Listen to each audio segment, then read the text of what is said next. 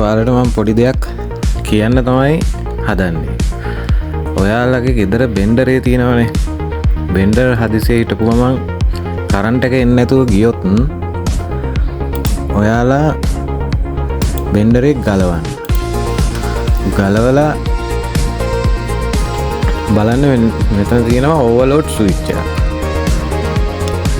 එන්නේ ඕවර්ලෝඩ් ස්විච් එකේ වයර් දෙක ගලව ගන්න. මීටරයක් එහෙම නැහැනේ, කරන්ට් එකෙන් අයින් කරගෙන පරිස්සමට මේ දෙක ගලවගෙන මෙන්න මේ වගේ එකට අමුණන්න. අමුණලා කරන්ට් එකට ප්ලග් කරලා හයියෙන් මේක අල්ලගෙන නැත්නම් විසිවෙයි.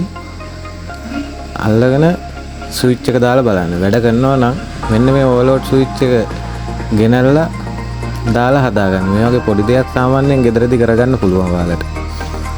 ඔයාලත් බලන්න ගෙදර එහෙම තියෙන බෙන්ඩර් තිබුණොත්. ඔයාලට මේ විදිහට ඒක හදාගන්න පුළුවන්.